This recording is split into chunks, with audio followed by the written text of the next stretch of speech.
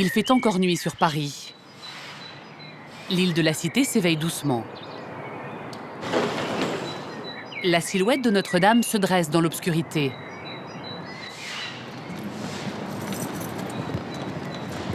Elle est mystérieuse. On la découvre dans toute sa densité, et dans son calme, dans son silence, et regorgeant de richesses, prêt à les distribuer à tous ceux, à des milliers qui vont passer dans la journée. Donc c'est juste impressionnant. Le père Martin est l'un des prêtres de la cathédrale. Privilège rare, il en a les clés. 2 fois par semaine, c'est lui qui célèbre la première messe, celle de 8 heures.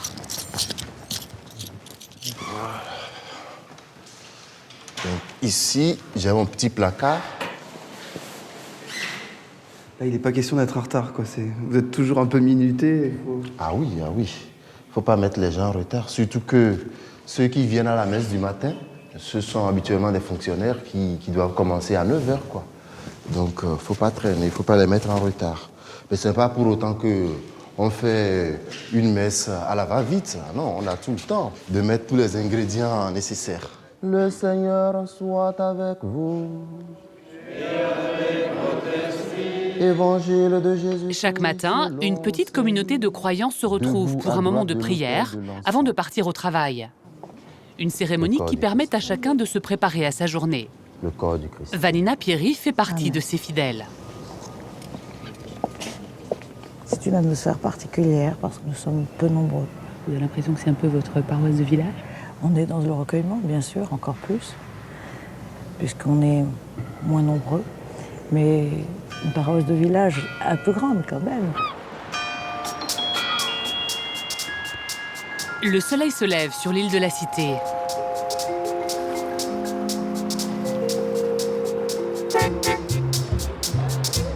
Changement d'ambiance. Il est 9 heures. Le quartier devient une ruche au cœur de Paris.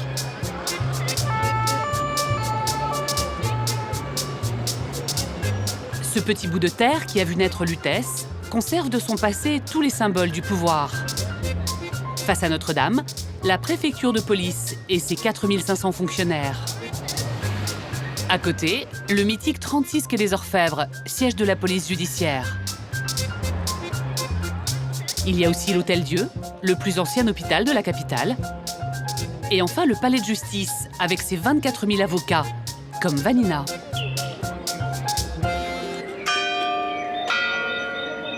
Elle a ses habitudes dans ce café. Bonjour. C'est l'heure des Parisiens. Les touristes vont arriver à partir de 10h. Mais ce qui est assez curieux dans cet endroit, c'est qu'à la fois, évidemment, vous allez avoir des touristes qui arrivent à partir de 10h, mais en même temps, l'endroit reste calme. C'est vraiment un village. Dans quelques heures, ce café ressemblera à une tour de Babel. Buongiorno, voilà, grazie mille. En russe, c'est Dobrien, bonjour. En japonais, c'est konnichiwa, voilà. En espagnol, c'est olé, hola. Et je lui donne combien? Merci. Il y a beaucoup de Brésiliens. Là, en ce moment, il y a des Russes aussi, pas mal de Russes. Enfin, c'est les pays émergents, les Chinois aussi, beaucoup de Chinois. Mais tous les pays émergents. Avant, on avait beaucoup d'Espagnols, d'Italiens, on a un peu moins. Mais ça, c'est dû à la crise aussi, hein, je pense, chez eux. Voilà. Au revoir.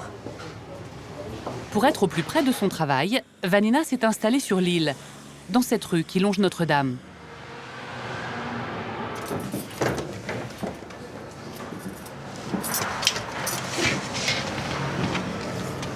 Depuis ses fenêtres, on pourrait presque toucher la cathédrale. Je suis contemplée régulièrement par les gargouilles, les chimères. On voit les 3 apôtres qui regardent vers nous. Chaque pièce a son point de vue unique.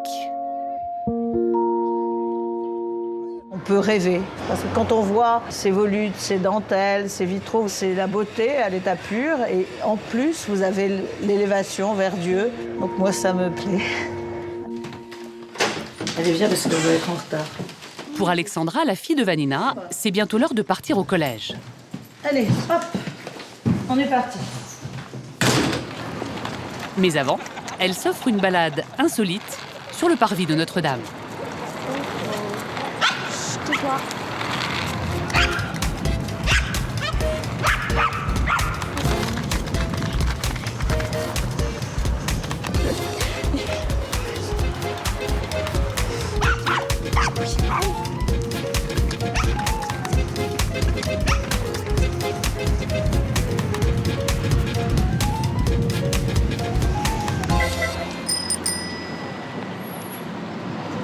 Le père Martin, lui, c'est à vélo qu'il se déplace.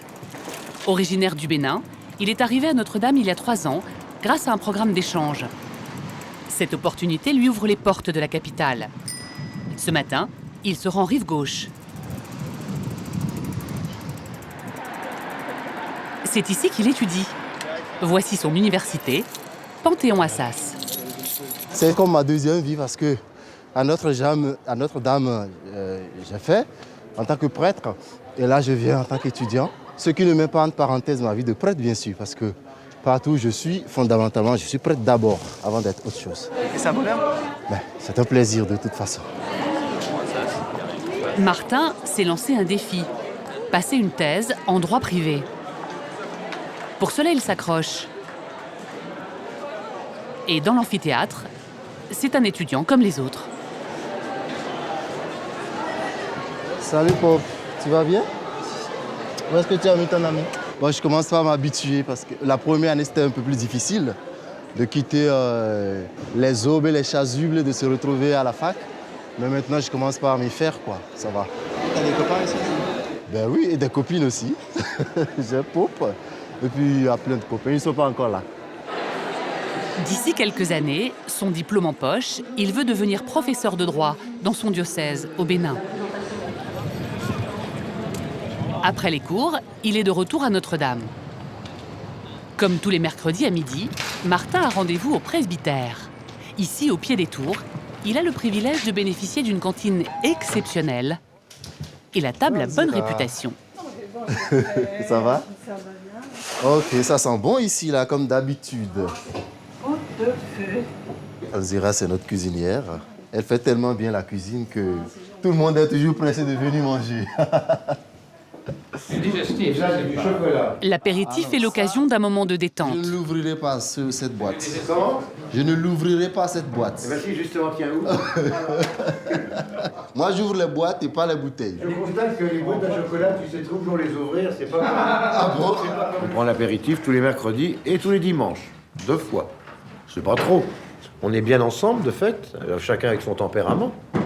Chacun avec ses qualités, ses défauts, comme dans une famille. C'est pour ça que j'appelle ça la famille cathédrale, voilà. La famille de Notre-Dame. La famille de Notre-Dame. En quoi elle était bouleversante, mon Omélie. Non loin du presbytère, comme souvent, il y a embouteillage sur les quais de Seine. Et la police est aux aguets. Je dis bonjour madame, police nationale. Vous présentez papier de véhicule s'il vous plaît? Bon bah ça ira, c'est bon. Patrick et Alexandre font partie de la brigade motocycliste de Paris. Mesdames, au revoir. Ici, ils sont un peu chez eux. Chaque matin, je viens en RER, donc je descends à Saint-Michel. Je passe devant Notre-Dame pratiquement tous les jours et c'est vrai que c'est quand même assez agréable. Hein. On est pas malheureux.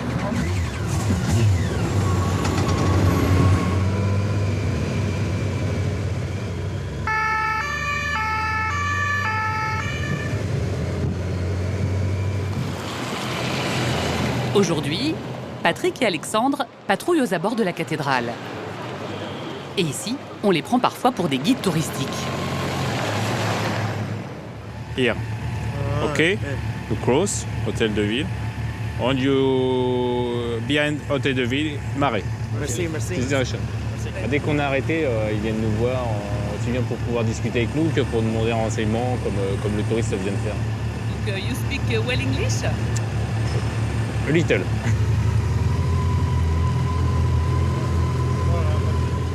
Les motards empruntent quelques ruelles pour rejoindre leur quartier général. Il est situé juste derrière Notre-Dame.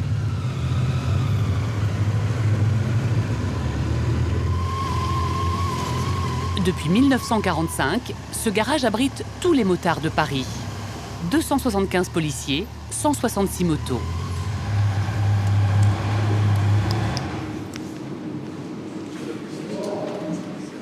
Depuis cet emplacement stratégique, ils peuvent intervenir partout très vite. Entre les policiers et l'île de la Cité, c'est une vieille histoire. Elle leur vaut aujourd'hui encore l'un de leurs surnoms les plus fameux. Le bâtiment de la préfecture était un ancien poulailler avant que ça devienne une préfecture. Et du coup, d'où le surnom des poulets. Donc c'est resté... De nombreuses années plus tard, on l'entend encore. Quoique c'est non, c'est même pas un drapeau français. Sur les murs se lisent les grandes heures de ce corps d'élite.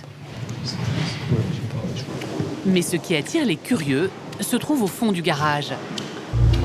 C'est un étrange bloc de pierre, surnommé la pierre du boucher. Un fait divers sordide se serait déroulé ici au Moyen-Âge. Ici, il y avait un ensemble de bâtiments, et notamment un barbier et un pâtissier. Et d'après la légende, ce fameux barbier avait tendance à éliminer le dernier client de passage du samedi soir, qu'il passait par une trappe à son voisin qui, avec les corps, fabriquait des pâtés qui avaient un grand succès sur la cité. Voilà.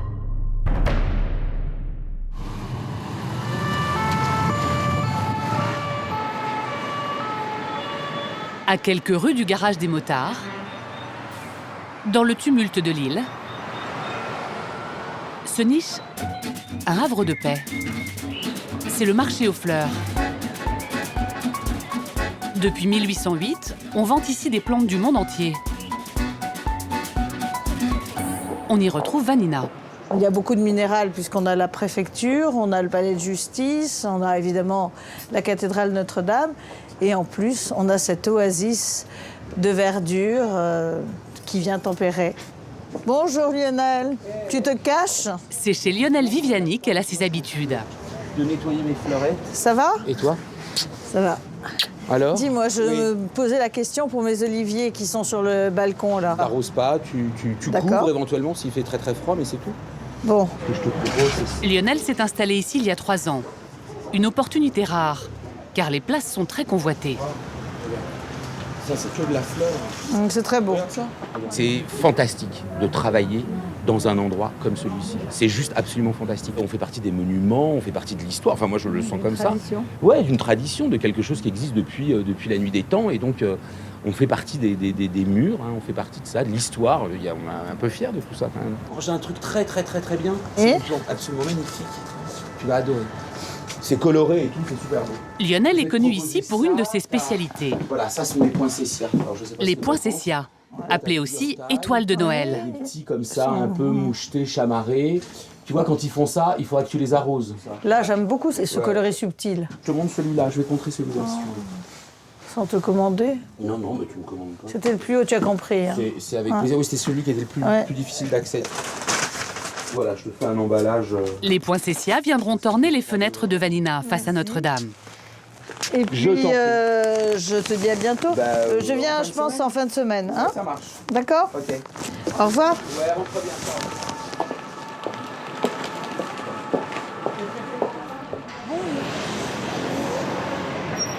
Non loin de là, vit un autre habitué du marché aux fleurs. Et ça se voit au premier coup d'œil. Voici le repère d'un photographe et grand voyageur.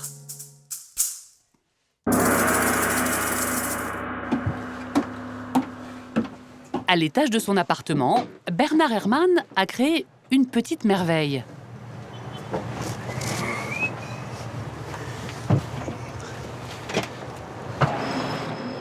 Ici, sur les toits, il s'est installé un drôle de nid. Un jardin suspendu face à l'île de la Cité. Là, c'est un petit lieu, une sorte de petit... Et c'est propice comme ça à la méditation, surtout le matin, quand il n'y a pas de bruit, qu'on est tranquille. C'est un endroit très précieux. Je vois 5 ponts et Notre-Dame de 3/4 avant, ce qui est quand même très rare. D'habitude, les gens ne voient la Seine que de profil. Avoir autant de surface d'eau dans la vue, c'est très apaisant d'avoir de l'eau comme ça. Les bateaux qui passent, on est bien. Regardez les mouettes. Depuis ses fenêtres, Bernard domine la ville. Il est situé à un carrefour stratégique. au cœur du Paris historique. Ça, c'est la première rue de Paris. Alors quand vous vous réveillez le matin à 6h du matin et que vous regardez, vous vous dites qu'il y a 2000 ans, que tous les jours, tous les matins, la vie se remet en marche et continue. C'est quand même sympa, quoi.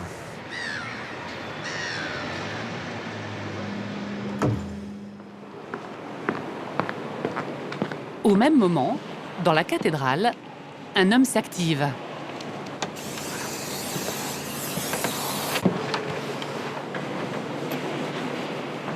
Et ici, il faut que ça brille.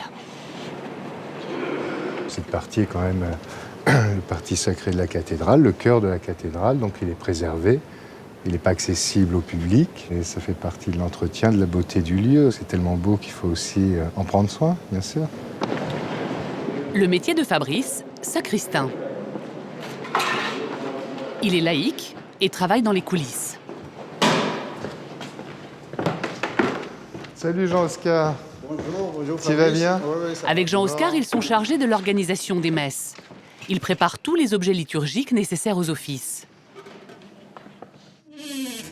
Alors ici, nous avons le vin de messe. Donc je vais remplir la burette de vin. Mais je vois qu'il est de quelle couleur ce vin? C'est du vin blanc. Du vin blanc tout simplement. Ça pourrait être du vin rouge, mais c'est du vin blanc parce que ça a la particularité de... S'il y a une tache de vin sur la nappe, ça ne se voit pas. Il y a du pain, il y a du vin. Et on refait la dernière scène de Jésus avec ses apôtres, donc le dernier repas. À Notre-Dame, Fabrice est sur tous les fronts. Stop, just 1 minute, please. Merci. Là, ça va, il n'y a pas trop de monde, donc le dimanche, c'est déjà un peu plus difficile. Voilà. C'est la particularité des messes ici aussi, c'est qu'il y a beaucoup de monde et qu'il faut... Bah, c'est merveilleux, tant mieux. Tant mieux. La messe commence, mais il doit vérifier un dernier détail. Alors tout simplement, la télécommande, elle sert à déclencher les cloches au moment de l'élévation du pain et du vin, après la consécration. Donc là, si vous appuyez, Ouais. ça sonne. Oui, ça sonne, oui. Oui. Ah ben oui. Voilà. C'est automatique, oui.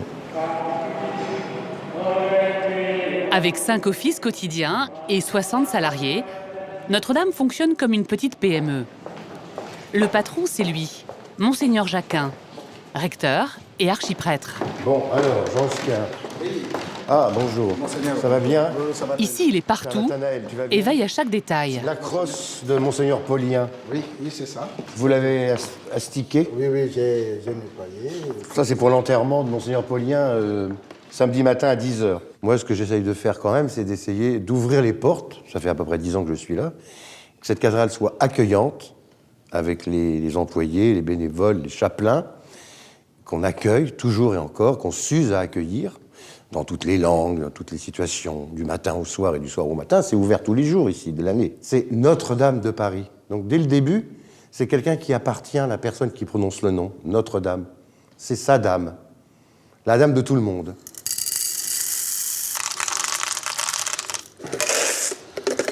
Un peu plus tard, la sacristie se transforme en laboratoire. Stéphane, le chef des sacristains, se livre à un curieux mélange. Comme pour le cocktail. Ils composent de l'encens. À Notre-Dame, ils sont faits maison et leurs parfums sont exclusifs. Vous avez l'encens du dimanche, légèrement parfumé à la rose. Car ici, chaque moment liturgique a son essence. Et il y en a une très spéciale pour évoquer le calvaire du Christ. Elle contient de la myrrhe. On l'utilisait autrefois dans l'Antiquité pour l'embaumement des morts. Et quand elle brûle, elle vous donne une amertume dans la bouche. C'est pour ça que l'encens de la couronne d'épines a une très bonne odeur, mais en arrière-goût, elle vous laisse une certaine amertume.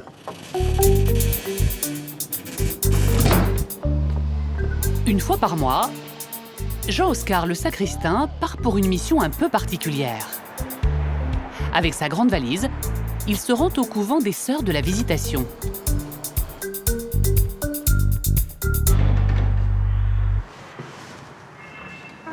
Bonjour ma soeur. Voilà, je viens pour récupérer... Pour la commande de ce matin. Tout à fait. Et voici ce qu'il vient chercher. Ah, vous avez encore la réserve. Sa réserve d'hosties pour Noël. Tout de suite. Il y en a 25 000 petits hosties. Et chaque paquet, comme ça, c'est 500 hosties là-dedans. Les hosties proviennent de 2 monastères situés dans le sud et l'est de la France. Donc à Notre-Dame, on consomme des hosties made in France? Made in France et plus made in monastère. Ce commerce permet de faire vivre des moniales dans un contexte difficile. Car, chose surprenante, il y a du monde sur le marché de l'hostie. La concurrence vient surtout des États-Unis, où là, la fabrication des hosties est déjà industrialisée. Ça arrive en France par le biais des importations et de la mondialisation, notamment en passant par l'Australie, la Pologne, l'Italie. Et là, c'est vrai que nous ne pouvons pas arriver au prix des industriels. Sœur Marie-Reine vend 8,20 € la boîte de 500 hosties et elle répond à toutes les demandes. Le plus courant, c'est le 14 cm. On a du 10 ou 12 cm. Notamment, Notre-Dame demande du 10 cm de temps en temps pour les messes de midi, je crois. Il y a 16 cm aussi. On a du 18 cm et du 20 cm.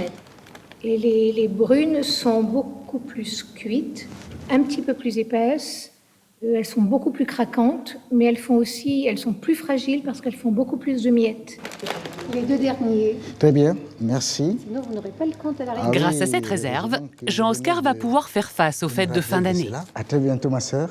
Au mois prochain. Au mois prochain, merci. Au mois prochain.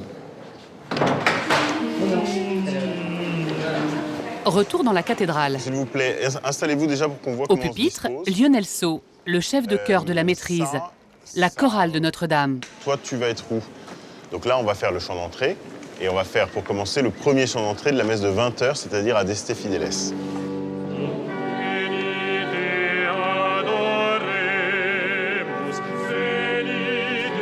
La maîtrise est une formation d'excellence où professionnels et amateurs sont triés sur le volet.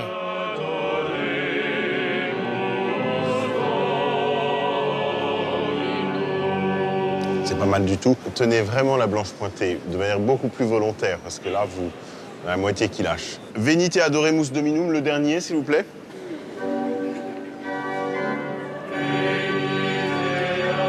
Pour le chef, diriger à Notre-Dame est un véritable défi, car cet immense espace n'a pas été conçu pour le son.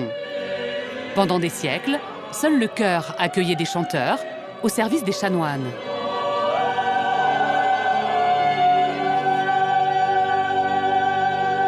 Les enfants étaient là, en fait, ou sans doute devant les stalles, mais en tout cas pas dans les stalles, puisque c'était vraiment les chanoines, et chantaient, mais les enfants étaient 12 enfants dans la cathédrale. On sait très bien que ça ne remplit pas la cathédrale, même s'ils chantaient peut-être très très fort, j'en sais rien. Cette musique était forcément destinée vraiment aux gens qui étaient à proximité, aux gens qui étaient dans le chœur, dans le cadre de la clôture du chœur. Ce qu'on entendait dans la nef, c'était quelque chose de très global. On va travailler le grégorien 30 secondes avec elle. Il est pourtant un lieu où le son est amplifié par l'architecture. C'est ici, en face du maître-autel.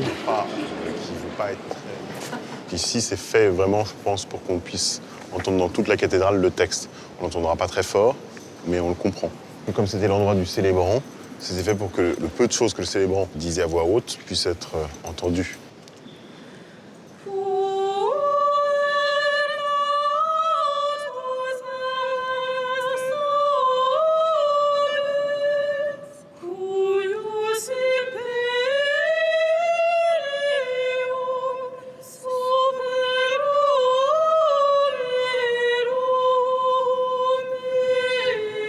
Comme par magie, le son résonne et emplit l'espace.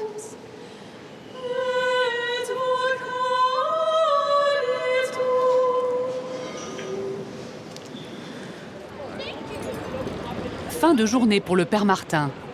Il loge à quelques pas de la cathédrale.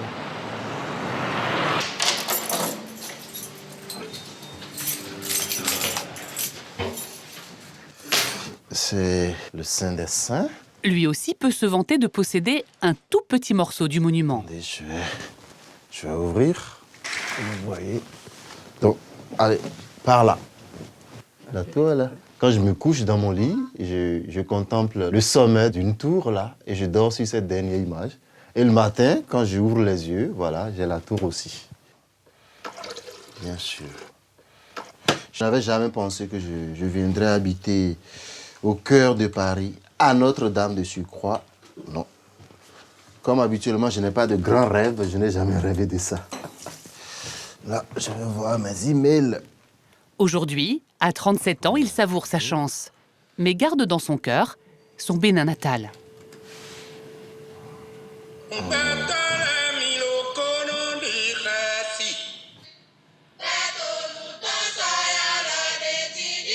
Ça fait plaisir. Ça m'aide à étouffer la nostalgie.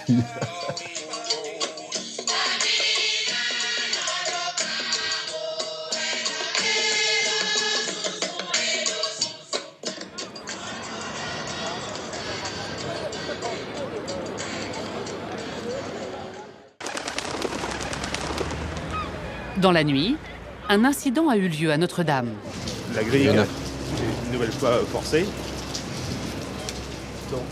C'est encore passé là, c'est... Voilà. Qu'ils ont encore forcé là. Frédéric Auclair, le conservateur de la cathédrale, vient d'être appelé en urgence. Ils prennent un marteau, ils passent par là, ils cassent la fonte. Ils cassent les guides en fonte là. Le reste de la grille. Pendant la nuit, une tentative d'effraction a eu lieu sur une des grilles du bâtiment. C'est de plus en plus fréquent. Avoir un système qui améliore les choses parce que On met au moins un piquant ici. on va pas réparer la serrure tous les 3 mois là. C'est... Voilà. Ils essayent de passer par-dessus. Ah oui, constamment. Bon, ils ont 20 ans, ils sont jeunes.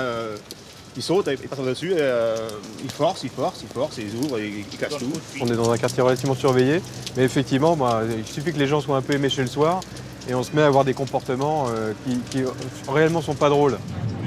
Malgré les grilles, la réputation de Notre-Dame pousse certains aux tentatives les plus folles. Le grand jeu, c'est d'escalader le bâtiment pour se prendre en photo ou faire des vidéos. Dès que vous avez des échafaudages, effectivement, c'est une invitation à monter dessus. Donc on est obligé de mettre en place des systèmes de sécurité, des systèmes de surveillance sur certains travaux particuliers. Et puis après, l'idée, c'est à qui montera le plus haut. Hein. Nous, notre idée, c'est à qui restera le plus bas. Voilà. On en sourit, mais réellement, derrière, il y a un danger. Ça veut dire qu'aller se balader dans les parties hautes de Notre-Dame, on peut faire des chutes de plusieurs mètres de haut, c'est des chutes mortelles. La sécurité, c'est le quotidien de Frédéric Auclair. Son souci premier, les milliers de personnes qui se pressent ici chaque jour. Il faut bien sûr assurer leur sûreté, mais aussi évaluer et limiter leur impact sur le bâtiment.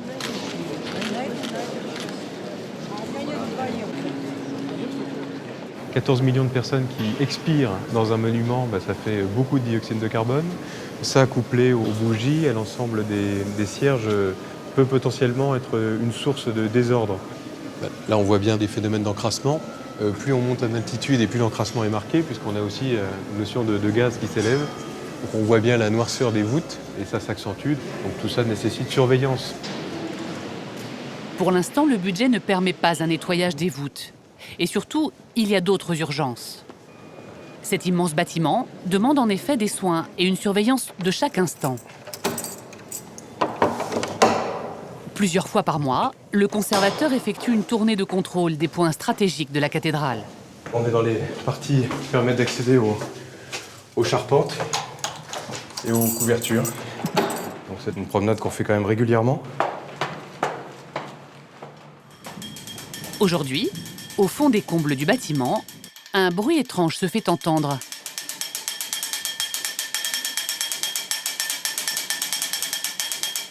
C'est l'horloger de Notre-Dame en plein travail. Chaque semaine, il remonte un mécanisme exceptionnel. Là, il est en train de remonter les contrepoids, je vous propose d'aller les voir. Ils sont situés dans la flèche, qui permettent d'avoir la hauteur. C'est un peu l'horloge des grands-mères que l'on avait dans nos maisons auparavant. Et voici les contrepoids qui vont remonter donc, dans toute la hauteur de la flèche jusqu'au premier balcon. Et qui vont mettre après une semaine à redescendre. Donc tous les jeudis matins, on était contraint de remonter cette horloge. Ça fait partie de l'entretien du monument. L'horloge est classée monument historique. Elle fut offerte à la cathédrale par un riche industriel en 1864. 150 ans plus tard, elle donne l'heure à la seconde près. Alors, quand on regarde ce mécanisme, on sait qu'aujourd'hui, au début du XXIe siècle, on est capable de mettre des satellites sur orbite. À l'époque, la pointe de la technologie, c'est ça. Imaginez toute la mécanique, la mathématique, la physique qu'il y a pour que cette horloge donne l'heure dans les temps, avec tout le système de poids, tout le système de transmission des mouvements vers l'horloge elle-même sur la couverture de Notre-Dame. Encore aujourd'hui, ça reste un mécanisme extraordinaire.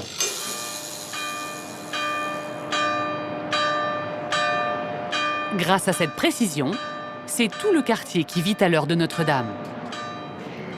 Direction maintenant les balcons extérieurs. Ici, c'est une pierre qui pose problème. Cette pierre, elle est censée assurer l'étanchéité, au-delà du fait d'être une trappe naturelle. Bon, là, elle est déplacée. Alors, j'en connais pas la cause, mais a priori, il va falloir la replacer. Je vais pas le faire maintenant parce que c'est une pierre qui a un certain poids. C'est une mauvaise surprise, oui. Il y a souvent quelques promeneurs de nuit, c'est peut-être leur fait. Des petites choses qui, très vite, peuvent générer de gros désordres. Imaginez une forte pluie cet après-midi, l'eau va pénétrer dans les voûtes et à un moment donné, le temps de sèche va être très long. Et puis vous aurez très vite des auréoles sur les voûtes, des joints qui vont être potentiellement abîmés, etc. Alors là, on est sur les bas-côtés sud de la cathédrale. Voilà, donc on fait notre tour d'inspection, on va aller faire le tour du chevet. Ici, le principal danger, c'est la chute d'une pierre. Au sol, des dizaines de blocs endommagés par les ans et les intempéries. Aujourd'hui, c'est un pinacle qui attire l'attention du conservateur. Celui-là, on voit bien qu'effectivement, il y a une des pierres intermédiaires qui est très abîmée. Alors, pour peu que le goujon intérieur soit légèrement oxydé, vous avez aussi un risque de cassure. Alors, ce n'est pas forcément des éléments qui ont une grande prise au vent, mais on n'est jamais à l'abri de grandes tempêtes. Frédéric se rend sur l'autre flanc de l'édifice. Il vient d'être alerté par des ouvriers qui travaillent sur les toits. Un morceau de plomb de la couverture s'est détaché.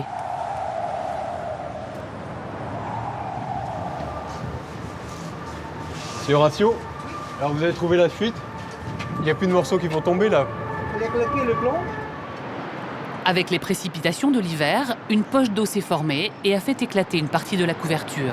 C'est un gros morceau qui est parti? C'est un gros morceau, hein. Il y a un morceau de 60, de chaque côté, 60 cm à peu près. Ça pèse combien? Entre 25 et 30 et 30 kg. 30 kilos de plomb qui tombent de cette hauteur. De quoi engendrer de gros dégâts. La feuille de plomb, on ne l'a pas encore retrouvée. Encore une fois, c'est arrivé la nuit dernière. Donc on va faire le tour des chéneaux, on va finir par la retrouver. On va aller voir un peu en bas. Mais c'est quand même des sujets qui doivent nous inquiéter. Il faut quand même surveiller ça de manière très attentive. Au même moment, au pied de la flèche de la cathédrale. Deux spécialistes se préparent pour une mission très périlleuse. Didier et Anthony Dupuis sont père et fils. Ce sont des couvreurs de l'extrême. Aujourd'hui, ils vont accéder au sommet de la flèche. C'est un privilège, c'est une fierté, le fait qu'on repasse derrière des gens qui ont fait un édifice fabuleux. C'est toujours une fierté, un honneur, un plaisir, un très grand plaisir. L'objectif, replacer le coq qui orne depuis 1935 le sommet de la flèche, à plus de 90 mètres du sol.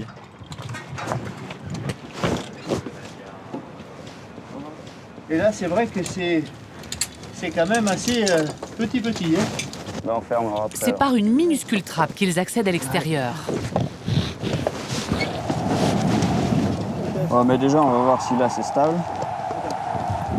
Ah, c'est toi qui m'en laisse pas assez. Non, mais il y a le mousqueton qui se met en travers. Attends, le vent dans les échelles, ça fait un de ces bruits.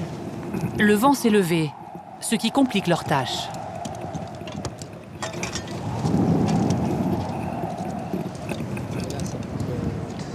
Ce vent.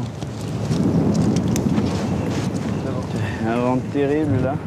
Beaucoup d'échelons sont rouillés. Il leur faut assurer chaque prise. Oh, putain. Ah, c'est qu'il y a les gars en dessous. Au sommet, ils rejoignent l'échafaudage qu'ils ont mis en place quelques jours plus tôt. Putain, et ça coince, là? Ben oui, c'est obligé que ça coince.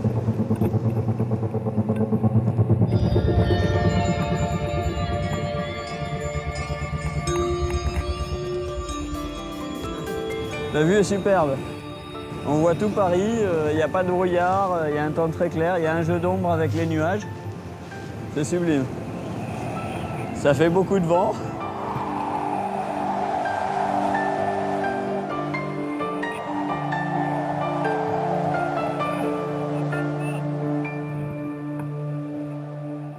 Va falloir qu'on remette le coq en état pour le remettre en place. Le plus dur reste à faire. Mais le vent se renforce.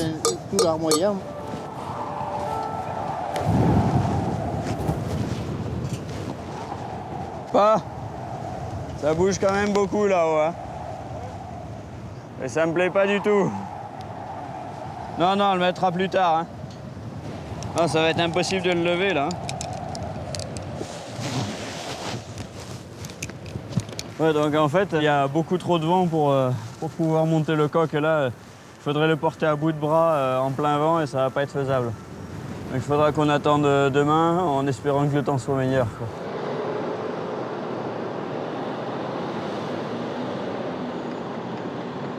Deux jours plus tard,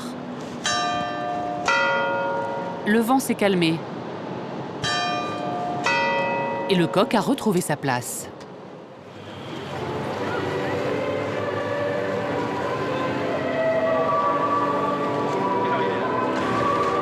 Ce soir, c'est Noël, la messe la plus importante de l'année avec Pâques. On attend plus de 5000 fidèles.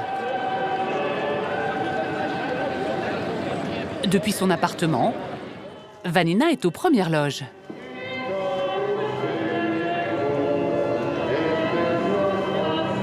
Elle est plus belle encore la nuit. Elle a un côté fantasmagorique.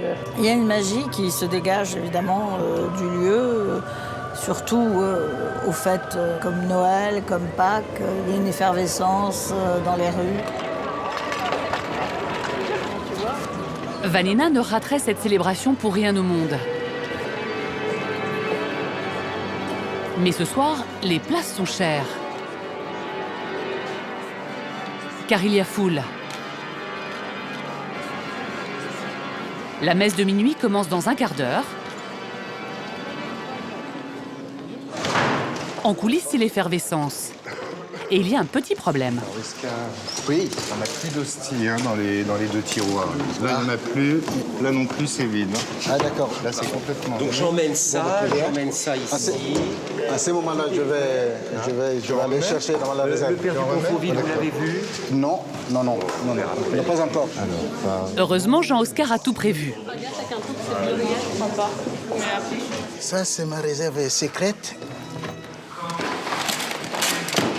Ce soir, on consommera ici plus de 2000 hosties. Je vais jeter un coup d'œil quand même. Ils vont en procession à l'extérieur. La messe va bientôt commencer. La tension monte. Voilà, pour que cet ça soit un espace peu d'accès. Les deux sacristains sont sur la brèche. Oui, j'arrive, je vais remplir. Ce soir, plus que jamais, tout doit être parfait. Allez, on peut rentrer, donc c'est parti, s'il vous plaît. C'est parti. C'est aussi le grand soir pour Lionel, le chef de chœur et sa maîtrise. Après des semaines de répétition, ils entrent enfin en scène.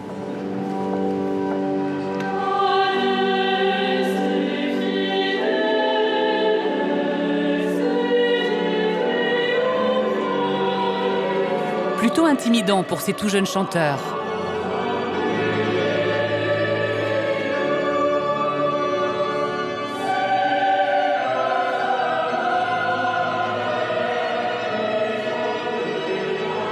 Leur chant ouvre la cérémonie. Fabrice pour Joachim. Oui, Joachim, tu me donneras le départ pour la cloche, s'il te plaît, début de messe. C'est le signal. La procession peut commencer.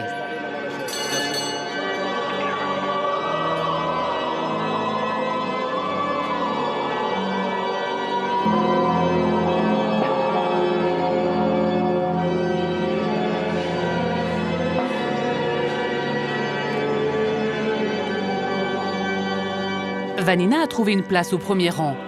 Elle vit chaque instant intensément.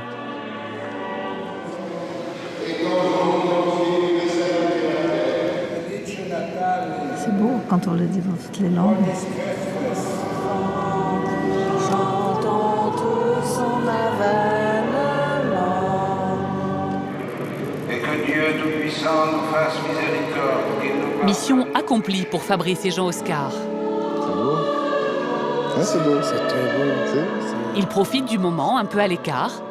Pour eux, c'est la plus belle des récompenses. Et on n'est pas dans la masse des fidèles, mais on partage vivement ces moments-là et on les vit pleinement. Je pense qu'il faut partager avec tout le monde ce bonheur-là. Ce soir, dans la magie de Noël, Notre-Dame est plus somptueuse que jamais.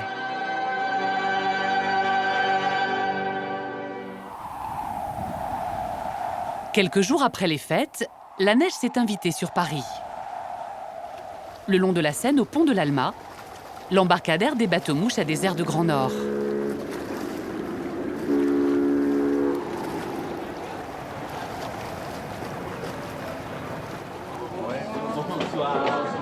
Il est 19h, les premiers passagers montent à bord. Japonais, Russes, Chinois, ils sont chaque année des milliers à s'offrir une croisière sur la Seine pour admirer les grands monuments de Paris.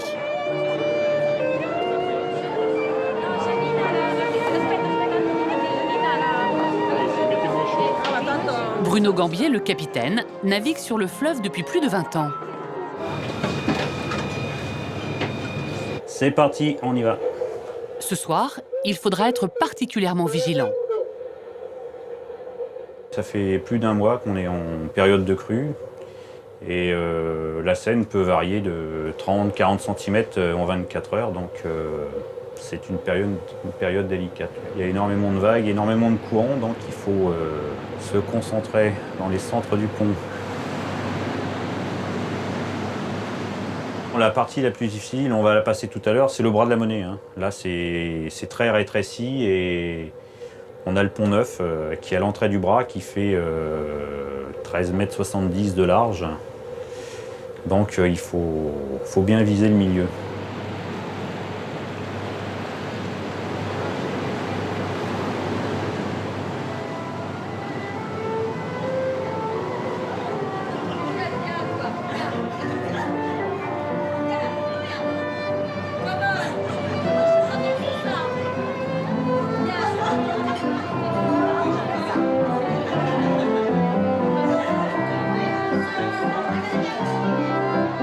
Pour les passagers, c'est un moment de bonheur.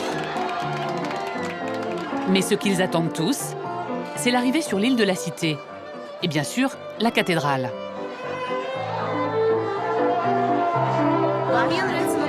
Moi, mon monument préféré, c'est vraiment Notre-Dame de Paris. Parce que c'est un bâtiment chargé d'histoire, de romantisme. Et puis, on a tous lu le roman de Victor Hugo.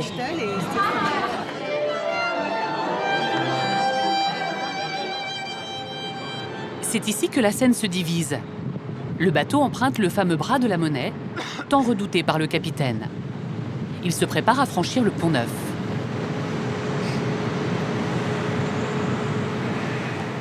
Le plus vieux pont de Paris.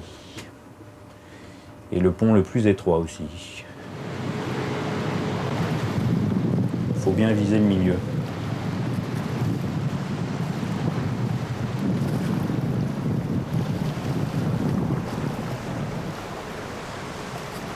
L'obstacle est franchi.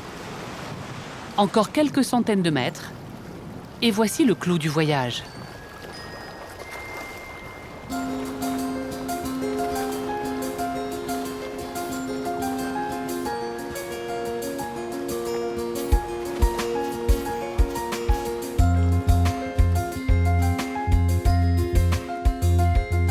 Elle est magnifique, la cathédrale. Là, on est en contrebas, donc on a une très bonne vue. Et là, du fait que le niveau de la Seine est plus haut, on le voit encore mieux. La rosace, c'est magnifique.